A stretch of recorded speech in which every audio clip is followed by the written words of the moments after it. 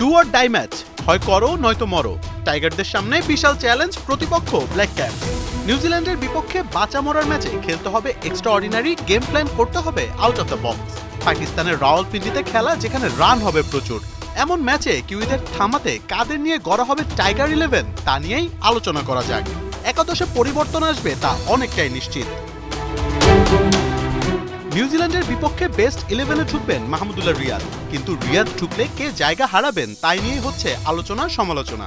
ভাবা হচ্ছে হয়তো মুশফিককে বিশ্রাম দেওয়া হবে কিংবা সৌম্যকে ড্রপ করা হবে।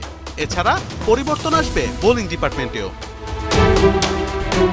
মুশফিকুর রহিমকে যদি ড্রপ করা হয় তবে তা হবে বড় সিদ্ধান্ত, কিন্তু বিগ ম্যাচে এক্সপিরিয়েন্সড একজন প্লেয়ারকে ড্রপ করে নিজেদের প্রত্যাশা মেটাতে পারবে কিনা টাইগাররা, তাই দেখার বিষয়। ভারতের বিপক্ষে চ্যাম্পিয়ন্স ট্রফি ম্যাচের আগে মুশফিক সর্বশেষ ওডিআই ম্যাচ খেলেছিলেন গত বছর নভেম্বরে আফগানিস্তানের বিপক্ষে। ওয়ানডেতে সর্বশেষ 5 ম্যাচে মুশির রান 73, 25, 37, 1 এবং 0, অর্থাৎ মোট রান করেছেন 136, যেখানে অ্যাভারেজটা 27.2। 1-2 ম্যাচে রান না পাওয়ার কারণে মিস্টার ডিপেন্ডেবলকে ড্রপ করার মতো চ্যালেঞ্জিং সিদ্ধান্ত টিম ম্যানেজমেন্ট নেবে কিনা তা ভাবার বিষয়।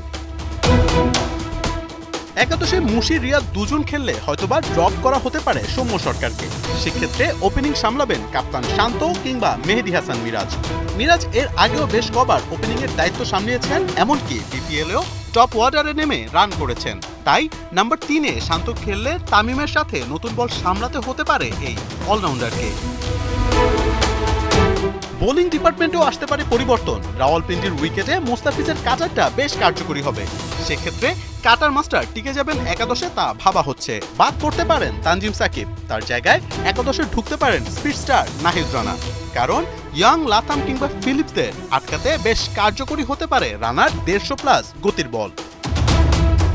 মোহাম্মদ আদনান, 71।